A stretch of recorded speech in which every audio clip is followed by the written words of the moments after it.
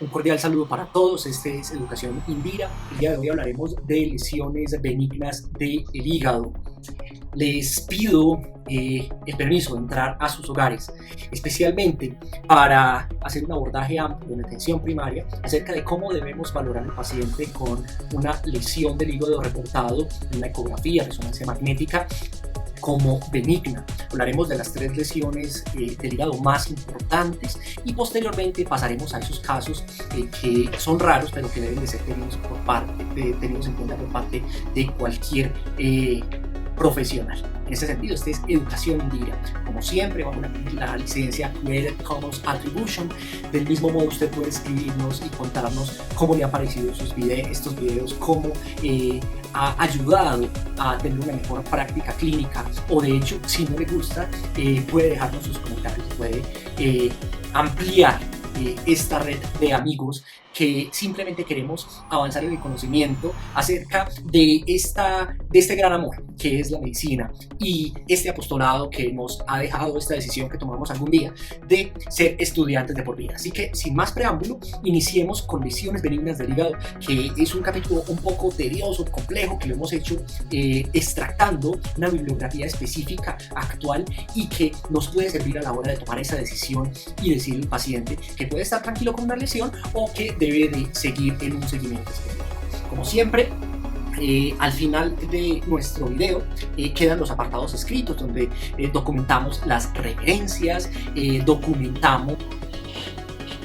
Los tumores hepáticos son frecuentes, son de naturaleza sólida o quística, pueden ser únicos, pueden ser múltiples y es beneficioso conocerlos para hacer una distinción de malignidad concomitante, establecer el riesgo de complicaciones y determinar el tipo de seguimiento que requieren esta clase de pacientes con la ayuda especializada.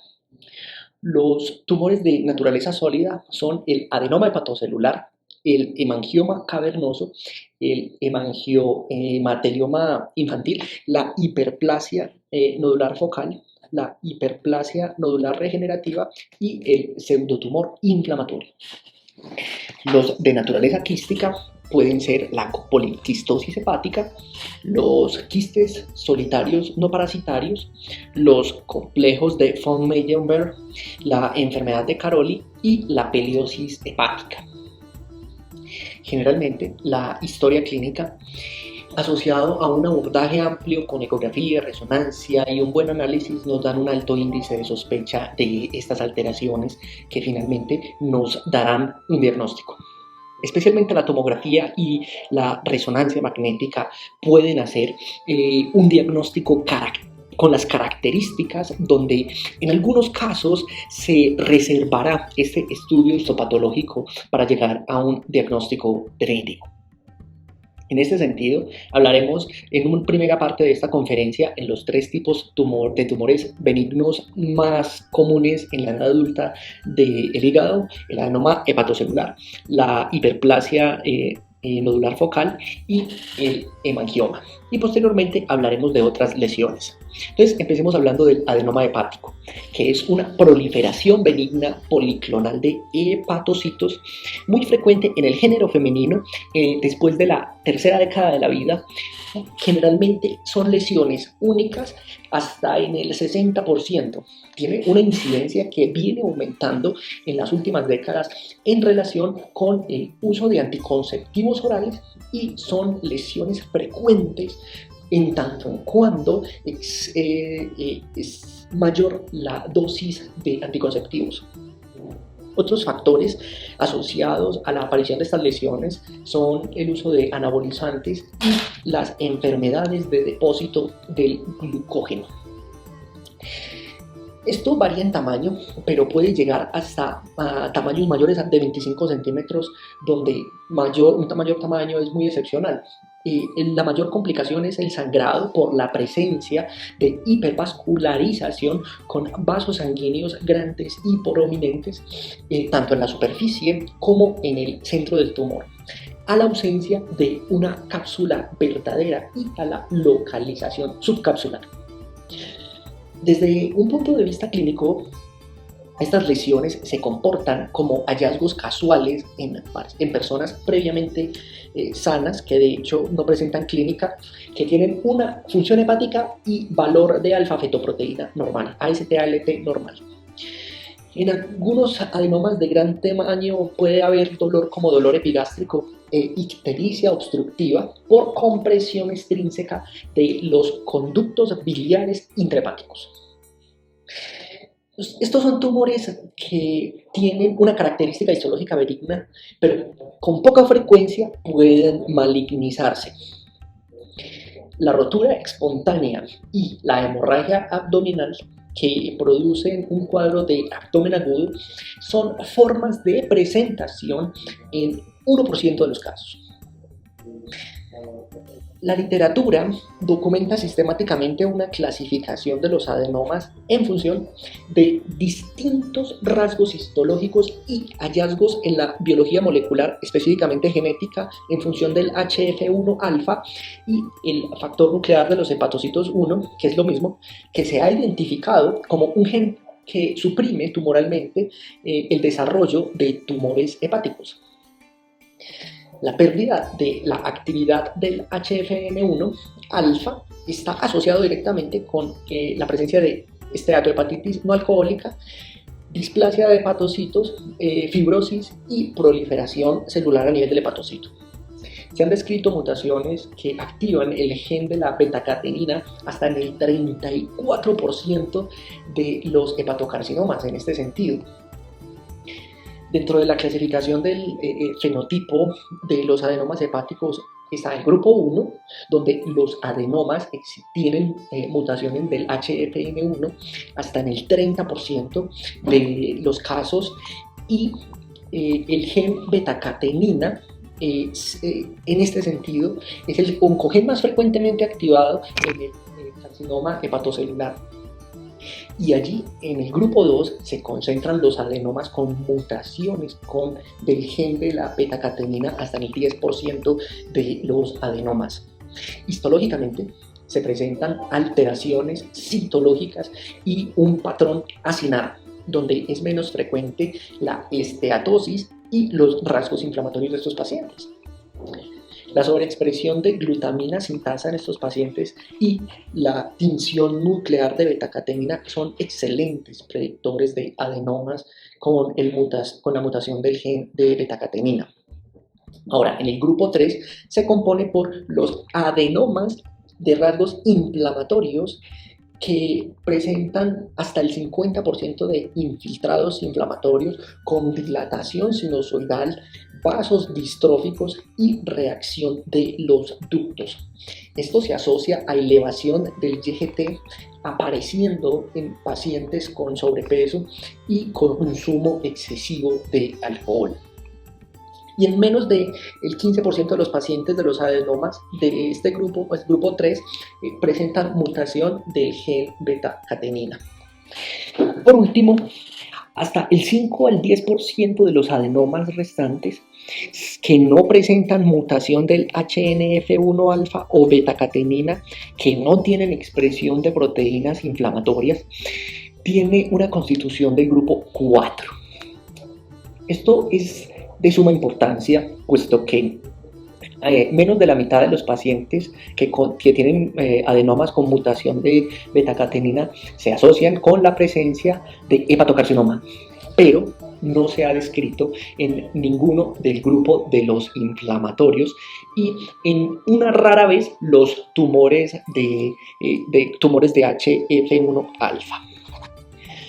El concepto de adenomatosis, en este sentido, es otro concepto que nos da la presencia de más de 10 adenomas. Se describe en ausencia de toma de anticonceptivos orales y en presencia de consumo de anticonceptivos orales y glucogenosis. Es más frecuente en ambos sexos. Se asocia con elevación de aminotransferasas, pero tiene un riesgo de hemorragia y malignización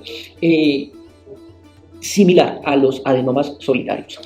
Desde el punto de vista clínico, el tamaño, el genotipo es más importante que el número de los adenomas específicamente. En ese sentido, no es el número, sino el tamaño lo que da la importancia a la hora de considerar el número de posibles complicaciones. Ahora, los adenomas con FALBP y los adenomas con proteína C reactiva y amiloide A sérico positivo representan hasta el 80% de los adenomas y pueden debutar solos o en varias presentaciones. Un estudio ha documentado que existe buena correlación entre los dos subtipos más frecuentes de la clasificación del genotipo y el fenotipo y los patrones específicos de la resonancia magnética de estas lesiones. El manejo está dado en función de síntomas, el número, el tamaño y la localización y la seguridad que estemos ante un adenoma. Es decir, en las personas asintomáticas como en las mujeres de pequeño tamaño, si consumen anticonceptivos orales, se debe de suspender y observar. Si aparecen síntomas o aumenta el tamaño en ausencia de anticonceptivos, vamos a valorar la resección quirúrgica. Si tenemos pacientes sintomáticos con adenomas mayores a 6-5 centímetros que debutan con hemorragia o rotura, deben de ser resecados. Cuando hacemos una resección completa de estas lesiones, es muy frecuente la recidiva durante el primer año posterior a la cirugía, muy frecuente en el grupo de HFN1 alfa negativo. En los pacientes con adenomas múltiples que no se pueden tratar mediante una resección parcial, se emplea con muchísimo éxito el trasplante hepático de hecho. Cuando la mujer tiene deseos de embarazo, debe de ser resecado, ya que el comportamiento de los adenomas durante el embarazo es completamente impredecible y el riesgo de hemorragia aumenta durante el embarazo. Ahora hablemos de la hiperplasia nodular focal, donde la hiperplasia nodular focal es el tumor hepático benigno más frecuente tras los angiomas y tiene una asociación con enfermedad de Rendu-Osler-Weber y con los hemangiomas hepáticos, que fortalece la asociación con una anomalía vascular congénita. Tiene una asociación especial con el uso de anticonceptivos orales, pero esto todavía es controvertido. Hasta en 3/3 de los casos, de hecho, puede debutar como nódulos solitarios menores a 4 centímetros, 5 centímetros, que son bien circunscritos, no encapsulados. Cuando hablamos de la histología de estas lesiones, el hepatocito tiene un aspecto de características muy benignas, pequeños, con cordones separados entre sí, con septos fibrosos, con ramas arteriales que se pueden irradiar de una arteria central grande, predominando en el género femenino en edad fértil, sin patologías concomitantes. Las vías moleculares alteradas en esta clase de tumores es idiopática, pero se hace una hipótesis acerca de una hiperplasia de hepatocitos asociada a una malformación vascular congénita con alto flujo arterial, con arterias anómalas que se localizan en el centro de estos nódulos. Esta disposición es la noxa del hallazgo característico en las pruebas de imagen, donde se documenta una disposición en forma de rueda de carro. Se distingue del adenoma porque en el adenoma no hay ductos biliares y células de Kupffer. Existen 3 variantes de la HNF clásica, la hiperplasia nodular focal, donde carecen de cicatriz fibrosa característica, con hiperplasia nodular focal mixta y adenomatosa, que es otra clasificación que es difícil de distinguir del adenoma, y la hiperplasia nodular focal con atipias citológicas, que es semejante a la displasia de tipo de células grandes, y la hiperplasia nodular focal de tipo telangiectásico, que tiene una relación molecular con el adenoma del grupo LFAB negativo y amiloide acérico y proteína C reactiva positiva. En la ecografía, cuando valoramos estas lesiones, identificamos lesiones focales hepáticas homogéneas que pueden ser isoecoicas con cicatriz central característica en el 20 al 45% de los casos. En la resonancia magnética contrastada, organoespecífica, permite valorar el grado de captación de contraste del hepatocito y de las lesiones focales, ayudando a diferenciar el adenoma de la hiperplasia nodular focal, que en ocasiones se comporta de forma similar en el estudio dinámico convencional.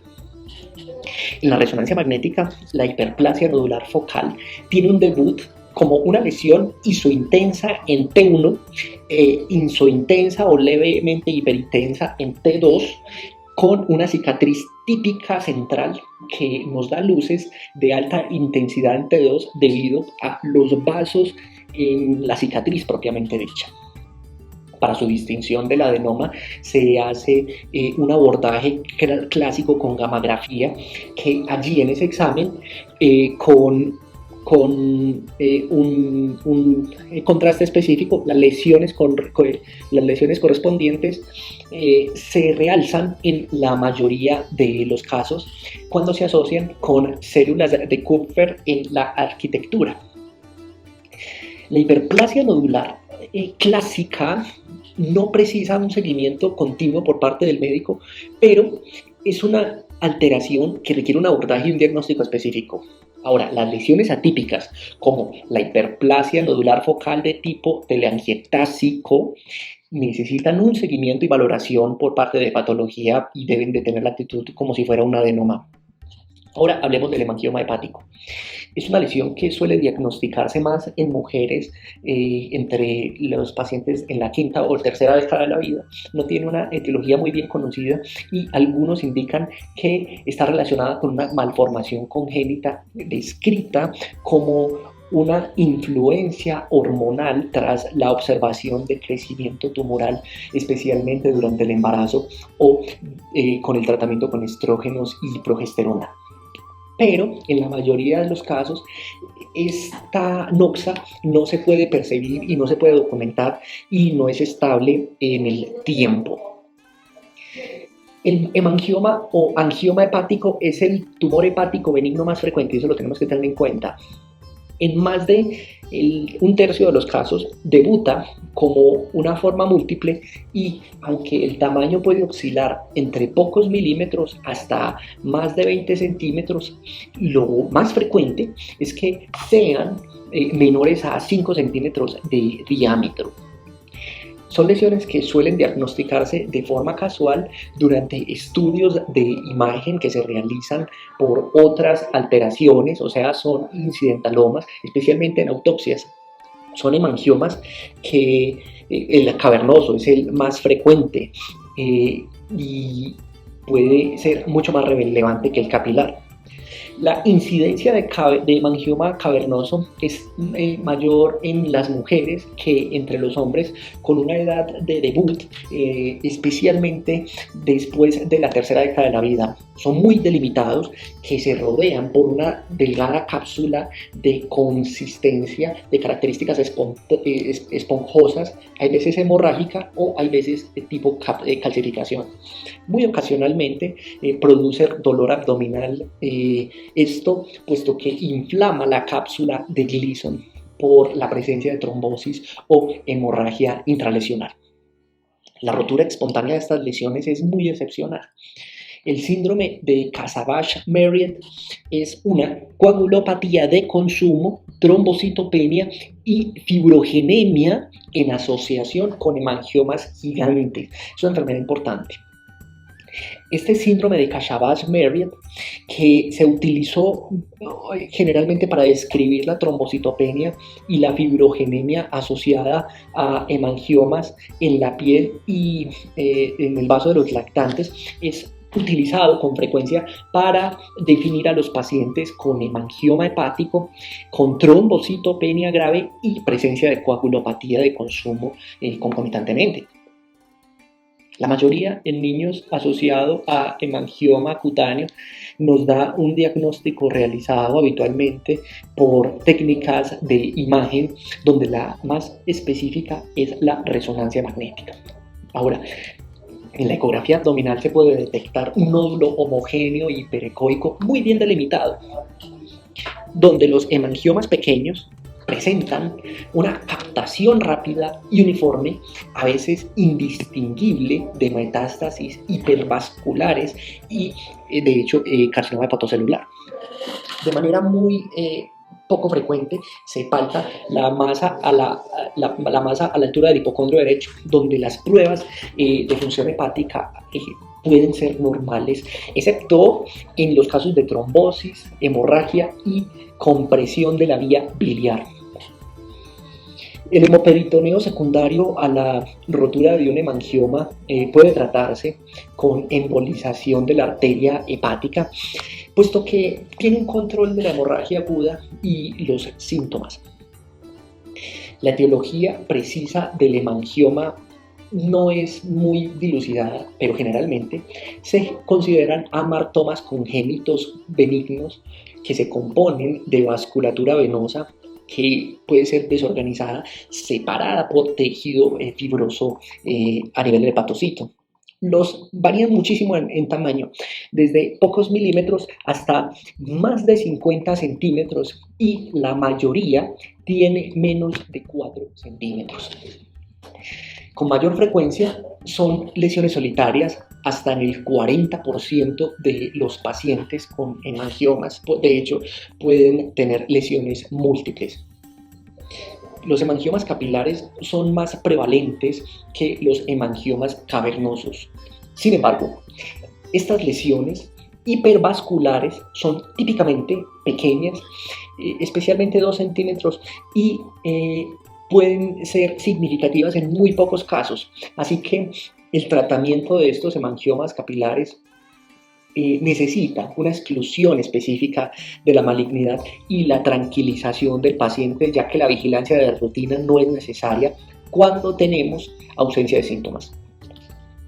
En ocasiones, los hemangiomas mucho más grandes, es decir, estamos hablando de mayores a 9 centímetros, tienen un debut como una masa palpable, no dolorosa, en el cuadrante superior derecho, donde la mayoría de los síntomas del hemangioma hepático pueden atribuirse a una rápida expansión, trombosis o infarto que provocan inflamación o estiramiento de la cápsula de Gleason. Aquí el diagnóstico de hemangioma cavernoso generalmente es muy fácil con técnicas de imagen modernas, de hecho. Pero en algunos casos los hemangiomas atípicos pueden confundirse con otras patologías que se incluyen, entre otras, la telangiectasia hemorrágica, Osler, Rendu, Weber, y el hemangioendotelioma y la peliosis hepática. Cuando el diagnóstico no está claro y las lesiones determinadas no se han especificado, se deben de llevar a cirugía, porque la biopsia puede tener complicaciones tipo hemorragia que puede ser incontrolable. La resonancia magnética, por su parte, aunque rara vez se necesita para el diagnóstico de estas lesiones, es la modalidad más sensible y específica para la detección y el diagnóstico del hemangioma. La ecografía, por su parte, en modo B, es el estudio de imagen inicial realizado. En la ecografía, los hemangiomas aparecen como una masa hiperecogénica homogénea que está muy bien delimitada en el parénquima hepático circundante y se realiza y se documenta como un incidentaloma generalmente. En la tomografía con contraste, los hemangiomas son masas hipodensas con un patrón de realce nodular que es irregular posterior a la inyección de contraste. En la resonancia magnética, las imágenes ponderadas en T pueden dar luz desde una masa bien delimitada, isodensa, mientras que otros estudios ponderados en T2 pueden dar un patrón hiperdenso tras la administración intravenosa de gadolinio, que da como resultado un resultado patognomónico de realce periférico con relleno central con imágenes retrasadas. Esto es patognomónico de esta lesión. Como regla general, la biopsia solamente está indicada si el diagnóstico etiológico no está claro o modificará el tratamiento planificado, como que en ausencia de síntomas clínicos, la estrategia de tratamiento más adecuada es la observación, donde se hace una documentación sistemática de cómo va esa lesión. Ahora, la estrategia con lesiones incapacitantes o dolor por compresión extrínseca de estructuras adyacentes, o aquellos pacientes que tienen síntomas agudos relacionados con la rotura, o cuando no se puede descartar una malignidad, estos pacientes hay que llevarlos a cirugía. Otra de las lesiones hepáticas que documentamos de manera somera, que no son correspondientes con estas tres lesiones, son el teratoma. Son tumores provenientes de células pluripotentes que tienen componentes de las tres capas germinales. Los teratomas son lesiones quísticas encapsuladas que son fácilmente resecables. Son lesiones primarias que las lesiones primarias son muy poco frecuentes, y la literatura ha documentado solo 7 informes a la fecha, y las lesiones se produjeron en niños propiamente dicho. Se han observado teratomas a nivel hepático secundarios después de la administración de quimioterapia sistémica para el tratamiento del cáncer de testículo propiamente dicho. Las características de las imágenes reflejan en este sentido la heterogeneidad del tejido y a menudo no son específicas para el diagnóstico del teratoma. La resección quirúrgica del teratoma hepático está indicada para el descarte de malignidad en este sentido. Ahora, los tumores mesenquimales son otros, donde hablamos del tumor fibroso solitario o el mesotelioma benigno o el fibroma, donde en general los tumores solitarios aparecen como lesiones de color blanco a gris, varían en tamaño desde 2 a 20 centímetros de diámetro. A pesar de su gran tamaño, la mayoría de los tumores fibrosos solitarios permanecen asintomáticos. Estas lesiones son lesiones mesenquimales muy raras, que con frecuencia se pueden confundir con lesiones metastásicas debido a la apariencia radiográfica intraoperatoria. Desde un punto de vista histológico, la mayoría tiene un patrón historiforme con corte clásico, mostrando ausencia de atipias celulares, mitosis o necrosis. Pero cuando son malignos, los tumores fibrosos solitarios frecuentemente tienen una alta tasa mitótica y una marcada atipia celular. De manera similar a otros tipos de tumores hepáticos que describimos anteriormente, la resección quirúrgica generalmente está indicada para la exclusión específica de la malignidad. Ahora, hay otra lesión que son los amartomas mesenquimales. A diferencia de los amartomas biliares, que son lesiones clínicamente insignificantes, los amartomas mesenquimales pueden alterar significativamente la función hepática como resultado de su gran tamaño. Los amartomas mesenquimales son tumores hepáticos congénitos extremadamente raros que se presentan con mayor frecuencia en lactantes menores de 1 año. Cuando hablamos desde un punto de vista microscópico, estas lesiones demuestran un fondo mixoide con mesénquima embrionario altamente celular, con agrupaciones de conductos biliares, quistes y células hepáticas.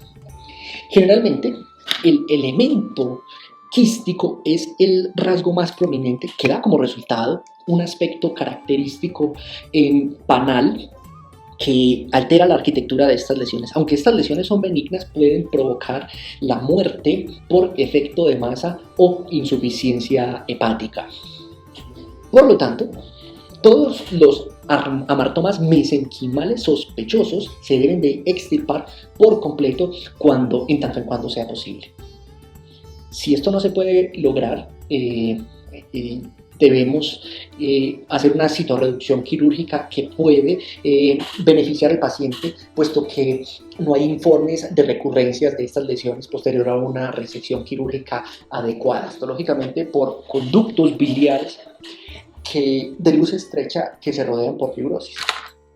Los amartomas aparecen como pequeños nódulos de color blanco grisáceo que se encuentran justo debajo de la cápsula de Gleason, donde los adenomas de las vías biliares y los amartomas son tumores frecuentes.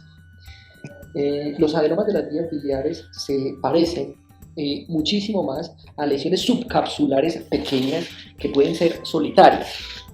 Estas lesiones son especialmente importantes puesto que frecuentemente en cirugía se pueden malinterpretar como tejidos metastásicos.